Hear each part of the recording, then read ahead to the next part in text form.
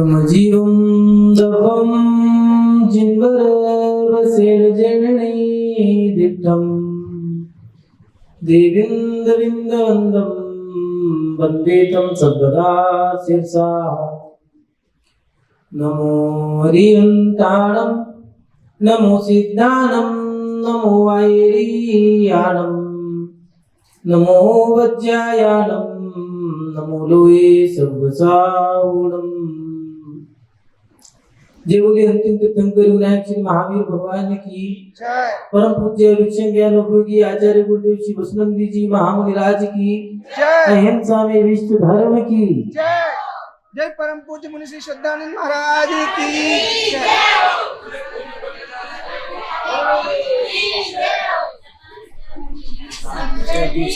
सभी उपस्थित धर्म प्रेमी पुण्य आत्मा श्रद्धालु एवं महानुभाव, संसार का प्रत्येक जीव अपने जीवन में दुर्लभ से दुर्लभ वस्तु को प्राप्त करना चाहता है और वह प्राप्त करने के लिए प्रयास भी करता है। हमारे पास माता पिता हैं, परिवार है, व्यापार है, हम अच्छे से अच्छी पढ़ाई भी कर रहे हैं। हम सोच रहे हैं सब दुर्लभ है। कि छोटे से बच्चे को लगता है कि कॉलेज में जाना बड़ा कठिन काम है, कॉलेज वाले को लगता है सीए पास करना बड़ा कठिन काम है, पढ़ने वाले व्यक्ति को लगता है मजिस्ट्रेट बनना बड़ा दुर्लभ है। लेकिन वो भी है। जमीन पे रहने वालों को लगता है कि आकाश में जाना दुर्लभ है, लेकिन आकाश में भी लोग पहुंच चुके हैं। लोगों को लगता है पैसे वाला बनना बड़ा दुर्लभ है, करोड़पति, अरबपति, खरबपति, लेकिन ये भी सब है। तो दुर्लभ है क्या? और हमने लक्ष्य बनाने के बाद इनको प्राप्त कर लिया है, बड़ी से बड़ी पढ़ाई भी पढ़ ली या बड़े से बड़े लक्ष्य को भी हमने प्राप्त कर लिया, तो मन में आता है कि ये तो हमने प्राप्त कर लिया, फिर इससे भी इसके बाद क्या? इसके बाद भी कुछ बचा है, वो दुर्लभ जो है। लेकिन दुर्लभ है क्या जिसको हम प्राप्त करें? एवरेज की चोटी पे भी लोग चढ़ चुके हैं, नीचे गहराई में भी बड़ी से बड़ी, नीचे से नीचे की गहराई में भी जा चुके हैं और बड़ी से बड़ी ऊंचाई को भी छू चुके हैं। लेकिन ऐसा क्या है जो दुर्लभ है? महान बाप हमारी जिज्ञासा का समाधान भी हमारे अरहंतों ने, हमारे भगवंतों ने वक्त रहते किए। हम हमारे जीवन में दुर्लभ क्या है ये जानना चाहते हैं और आचार्य भगवंतों ने लिखा है, दुर्लभो विषय आशा, दुर्लभो तत्दर्शना, दुर्लभो सहजावस्था, दुर्लभो सद्गुरु कृपा। विषय आशाओं का क्या होना ये बड़ा दुर्लभ है। तत्व का चिंतन होना ये दुर्लभ है। सहज अवस्था का होना ये बड़ा दुर्लभ है। और अंत में दिया सदगुरु की कृपा का होना। देखें क्या हम इस दुर्लभ वस्तु को प्राप्त करने के लिए प्रयास कर रहे हैं या नहीं कर रहे। बहुत सारे महात्मा हैं और संसार में बहुत सारे प्राणी ऐसे हैं जो व्रत उपवास करते हैं, लेकिन जो व्रत किए हैं, जो उपवास किए हैं, जो आपने साधना करी, उसमें विषयों के प्रति जो आसक्ति है वो कम हुई है या बढ़ी है? पहले ये भी जाने विषय क्या है। 5 इंद्रिय हैं, सब जानते हैं। 6ठी क्लास में इसका अलग से ही चैप्टर दिया है, नोज, आई, ईयर, हैंड, लेग। इसी को शास्त्रों में स्पर्श इंद्रिय, रसना, घ्राण, चक्षु, कर्ण, ये 5 इंद्रिय बताई हैं। प्रत्येक इंद्रिय के विषय हैं। स्पर्श इंद्रिय के 8, हल्का, भारी, गरम, रूखा, सूखा, चिकना, गरम। रसना इंद्रिय के 5, खट्टा, मीठा, चरपरा, कड़वा, कसाइला। दुर्गंध नासिका की 2, दुर्गंध और सुगंध। इस पर चक्षु इंद्रिय के 5, काला, नीला, पीला, हरा, सफेद, लाल। इनमें से नीला और लाल एक ही, काला एक ही दिया। और कर्ण इंद्रिय के सारे गामा पा गामी। अब इनके देखें कि हमारी इनके प्रति आसक्ति कम हुई है या बढ़ी है। इनके प्रति आशाएं जो हमारी हैं, जो विषय हैं, उन विषयों के प्रति आसक्ति है, बढ़ी है या घटी है? हमने उपवास कर लिया है, व्रत कर लिया है, लेकिन उपवास और व्रत करने के बाद क्या हम आसक्ति से रहित हुए हैं या आसक्ति बढ़ी? अभी बहुत सारे व्रत उपवास आ रहे होंगे, 10 दिन के, 8 दिन के, 9 दिन के। तो जैन समाज में नहीं, अन्य अन्य धर्मों में भी, चाहे हिंदू धर्म हो, नवरात्रि हो, दशलाक्षण हो, भादव हो, अष्टालिका हो, 16 कारण, श्वेतांबर हो, दिगंबर हो, हिंदू हो, सभी धर्मों में भी चल रहे होंगे। लेकिन उन व्रत उपवास के बाद हमारी आसक्ति बढ़ी है, घटी है, ये भी देखिए। व्रत रख लिया है, उपवास रख लिया है, लेकिन आसक्ति कितनी कम करी? एक बच्चे ने माँ से कहा, माँ मैं भी उपवास करूंगा, तो माँ ने कहा नहीं, अभी तुम छोटे हो। सब लोग उपवास किए, मैं भी करूंगा। कुछ लोग होते हैं देखा देखी तब करते हैं, त्याग करते हैं, उपवास करते हैं। माँ ने बहुत समझाया, नहीं उपवास नहीं करना चाहिए, मैं भी करूंगा। माँ जिद बैठ गए, ठीक है, माँ ने कह दिया अब कर लोगे। सुबह हो गई है, उपवास शुरू कर दिया है। सुबह से दोपहर सो करके लेट करके जैसे तैसे दोपहर गुजार ली, खेल कूद करके शाम भी गुजर गई। और माँ ने व्यवस्था भी बनाई है कि कोई भी व्यक्ति इसके सामने भोजन नहीं करेगा, कोई उसको छेड़ेगा नहीं। एक कोने में अपना एसी की हवा खाते हुए सो रहे कि जैसे भी सो करके गुजार लूंगा पूरा दिन। सुबह से दोपहर, दोपहर से शाम, शाम से रात हो गई है और माँ ने कह भी दिया है कुछ खाना नहीं है। कुछ खाते के साथ ही उपवास टूट गया। उपवास का मतलब ही, कुछ लोग तो क्या है, जैसे उपवास कराए, ठंडाई पी ली है, बादाम घोल के ले लिए हैं और दूध पी लिया है, पानी पी लिया है उपवास, मानो उपवास ही रहेगा। कुछ रेपर्स वगैरह जैसे वो आते हैं, केले की चिप्स आती हैं, अंकल चिप्स हैं, आंटी चिप्स हैं, दुनिया भर की चिप्स हैं, ये खाली है। और भाई रोटी तो नहीं खाई है, उपवास मानते उपवास है, जबकि उपवास का मतलब है उपवासों की उपवास, अपनी आत्मा के निकट रहना, चारों प्रकार के हाथ का त्याग करके अपने आप में लीन रहना।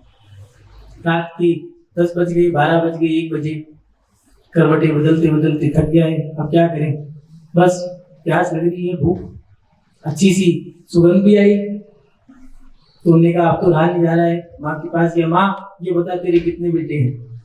माँ ने कहा क्यों, क्या हुआ? तो डर गया, सपना देखा, क्या किया? उसने कहा पहले ये बता तेरे बेटे कितने हैं, जल्दी बता, जल्दी बता तेरे कितने बेटे हैं? उन्होंने कहा 2, कुछ खाने को दे दे, मुझे सुबह तक 1 रह जाना है। ये हमारी आसक्ति कम हुई है या बढ़ी है?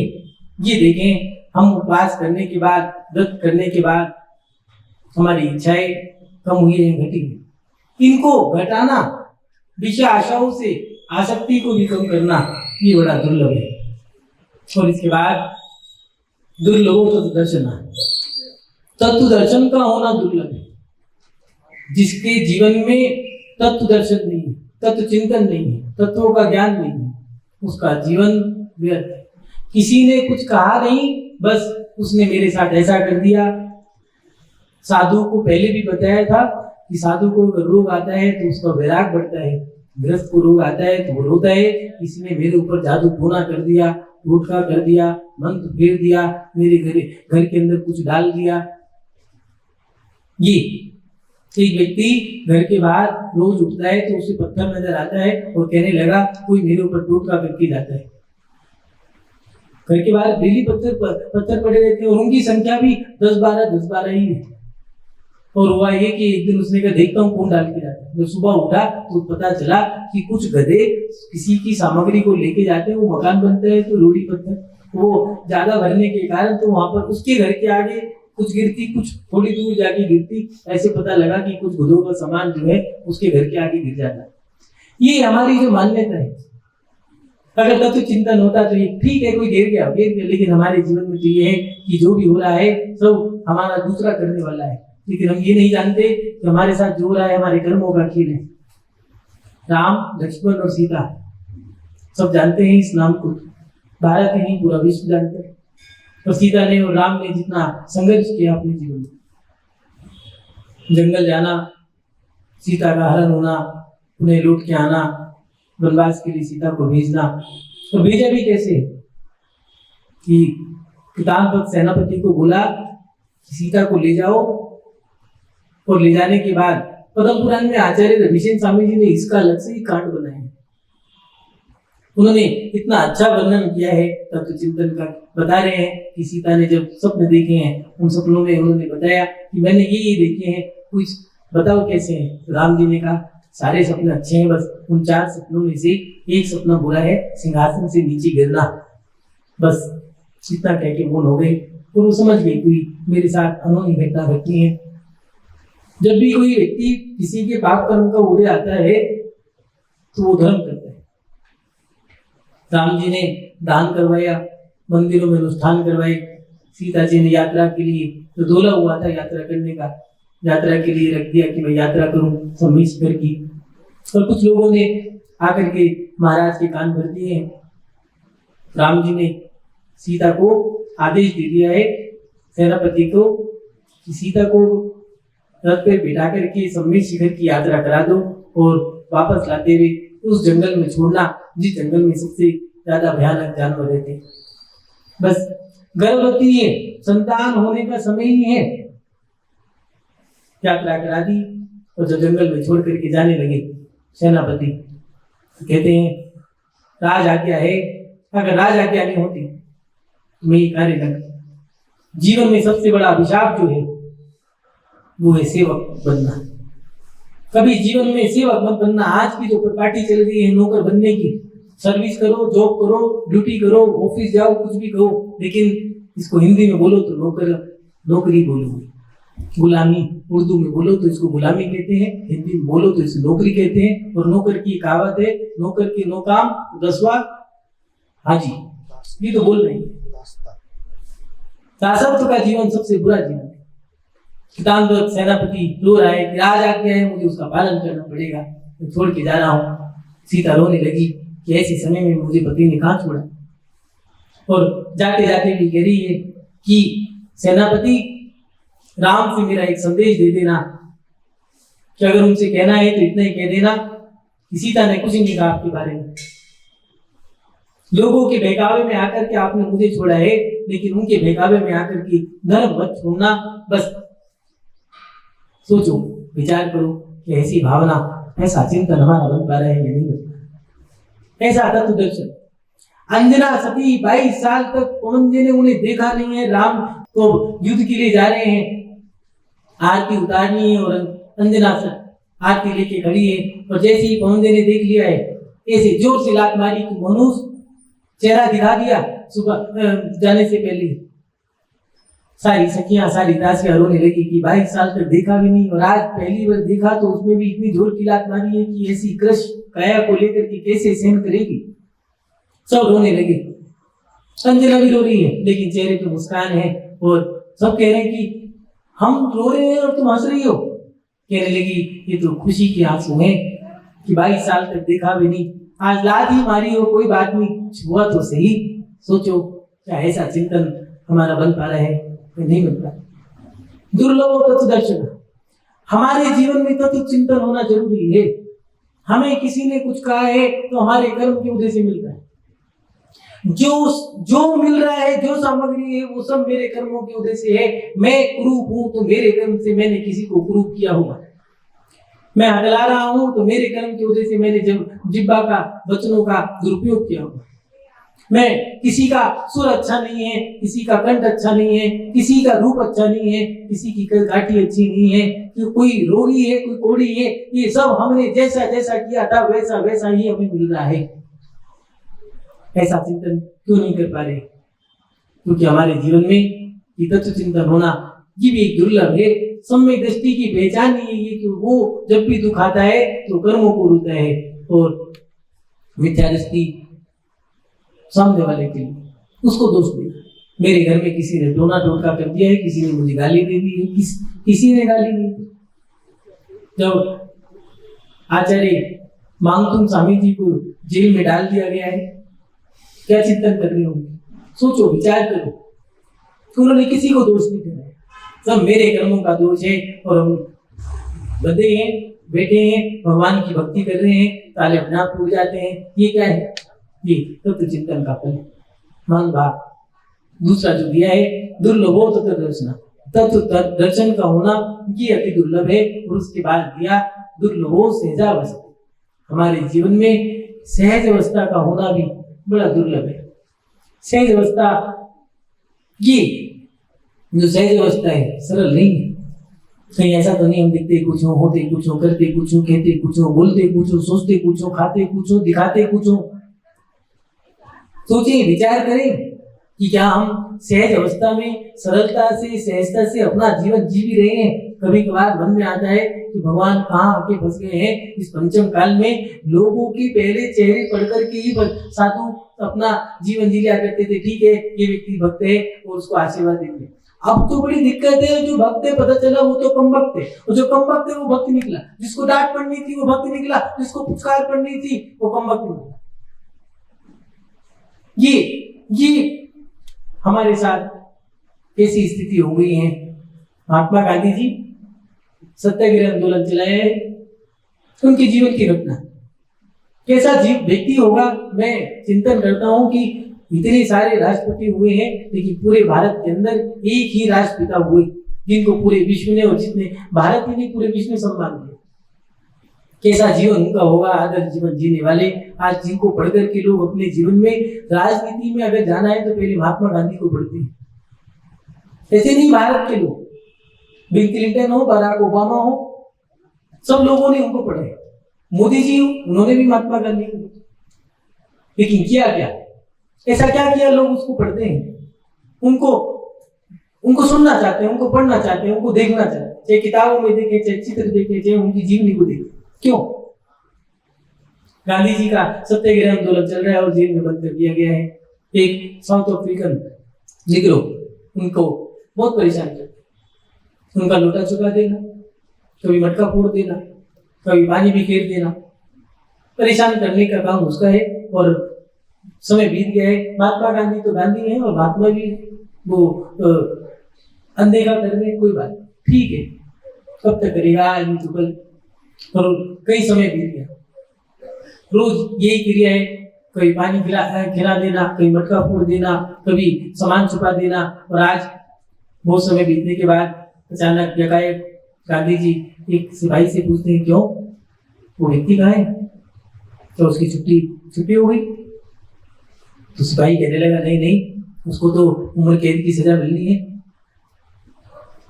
कोई बात। थोड़ी देर बाद देखा वो तो सामने ही कैदी ने बताया, और सिपाही ने बताया कि वो बीमार है। महात्मा गांधी जी को दया आ गई और जाकर के देखा तो उसको काफी तेज बुखार था। गर्म ठंडे पानी की पट्टी रखी, शरीर पूरा गर्म था, बुखार उतार रहे हैं। तो जब उसको होश आया, देखते हैं वो व्यक्ति तो कैदी तो देखता है कि मैं जिसे परेशान करता था वही मेरी मदद कर रहा है। ये क्या हो गया, मैं तो इसके लिए गलत ही करता था, ये मेरी सेवा कर रहा है। कुछ नहीं कहा महात्मा गांधी, कुछ नहीं बोले हैं, लौटाए हैं। और वो व्यक्ति तो दिख लो, उसका तो बस एक ही सपना है, किसी भी प्रकार से महात्मा गांधी को कष्ट ना हो। जब महात्मा गांधी जाने लगे गाड़ी में बैठ के, लखनऊ या इलाहाबाद जहाँ भी था, तो उस निग्रो ने जिलट से एक ही बात कही कि मुझे बस मेरी आखिरी इच्छा अगर पूरी करनी है तो यही है कि मुझे महात्मा गांधी जी को विदा करने के लिए इनके साथ तक जाने दो, मैं लौट के आ जाऊँ। महात्मा गांधी जी ने निवेदन करके उसको छूट दिलवा दी। जानते हो, जब वो महात्मा गांधी जी के पास से जाने लगा, महात्मा गांधी जी के हाथ में एक घड़ी थी, वो घड़ी उतार के उन्होंने उसको दे दी। और कहते हैं उनकी जीवनी में कि महात्मा गांधी जी की सरल और सहज प्रवृत्ति का इतना प्रभाव पड़ा कि वो निग्रो जब मर गया, उसके मरने के समय पे उसके पास कुछ नहीं था, बस महात्मा गांधी जी के हाथ में जो बंदी घड़ी थी जो उन्होंने दी थी वो उसके पास। महात्मा गांधी का जीवन उसके लिए आदर्श हो गया। सोचें कि हमारी सरल सहज प्रवृत्ति इतनी है कि लोग हमें देख करके सरल हो जाए, हमें देख करके सहज हो जाए।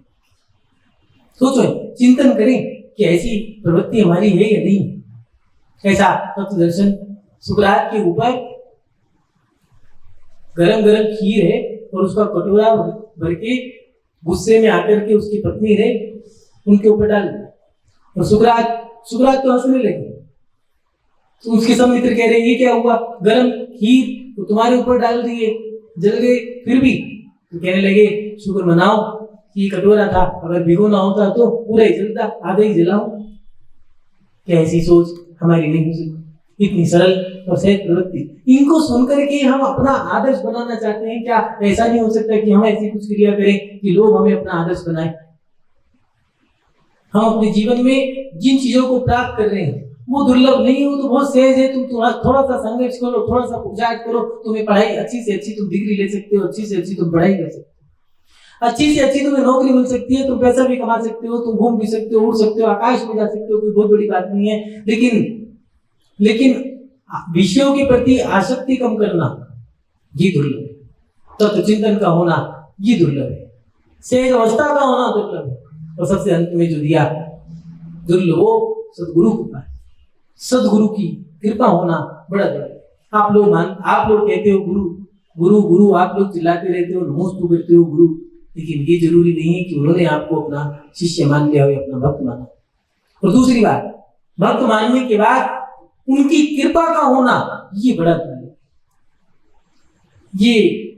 ये तो दुर्लभ से भी दुर्लभ है कि उनकी कृपा तुम्हारे ऊपर हो जाए। ये गुरु की कृपा ही तो थी कि अंजना सती के ऊपर तूने संबोधन कर दिया जंगल में कि चिंता मत करो, तुम्हारा पुत्र ऐसा होगा, चरम शरीरी होगा और तुम्हारे सारे दुखों को दूर कर देगा। बस इतना ही साहस मिला था और गुफा में प्रसूति करी और हनुमान जैसे पुत्र हुए। ये गुरु की कृपा ही तो थी कि मैना सुंदरी ने यही तो पूछा था कि मेरे पति का कैसे रोग दूर हो, बताइए आप। तो उन्होंने यही तो कहा था कि भगवान की भक्ति करो, जाओ सिद्ध चक्र विधान करो। अवधिज्ञानी थे, जानते थे, कई जन्मों से सिद्ध चक्र विधान कर रहा था, 40 वर्ष का, उसकी श्रद्धा थी, भक्ति थी, तो कहा कि जाओ इस विधान को कर लो, ठीक हो जाएगा। और देखो उसकी श्रद्धा भक्ति कितनी थी, कितना समर्पण था, पीछे पलट के नहीं देखा, जैसे बताया वैसे रोज दिन प्रतिदिन नहा करके स्नान करके सर से स्नान करके जाया करती थी। अपन लोगों की नहीं, उसकी बात करें, अपन तो क्या लोटे में हाथ डाला, ओम भट्ट स्वाहा सीधा मारा, चलो भैया मन शुद्धि वचन शुद्धि काया की शुद्धि, चलो तुम तो हो गया काम अपना काम बनता, बाहर में जाए चलता, अपना को तो जब मतलब है भैया बैठ के वो पंडित जी को भी भैया 100 की जगह तो 200 रुपए ले ले जल्दी से कर। कुछ लोग तो ऐसे होते हैं कि विधान चल रहा है, घड़ी देख लिए, पंडित बेकार है, क्यों भैया अच्छे से अच्छे मंत्र कर रहे हैं, क्रिया देख रहे हैं, घड़ी टाइम समय का अनुशासन नहीं है, 10 बजे पूरा हो जाना चाहिए था, 12 बज गए हैं, क्यों?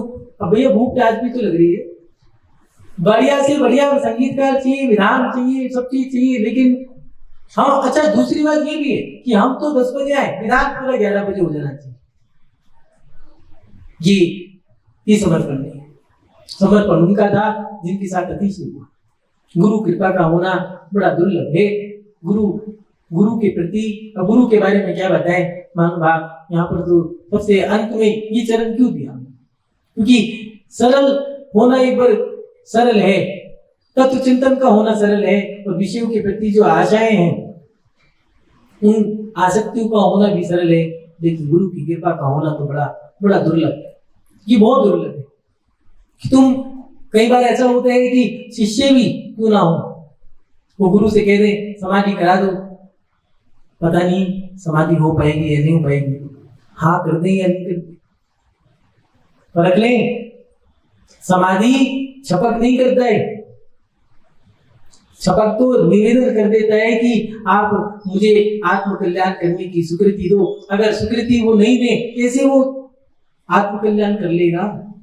आचार्य शिवकोटि स्वामी जी ने दिया है कि जो आत्म कल्याण करने वाला है वो गुरु के चरणों में जाकर के उनसे निवेदन करें, मेरी आत्मा का कल्याण करने के लिए आप मेरी आत्मा का कल्याण करें, तो मेरी आत्मा का कल्याण करने के लिए उपदेश दें।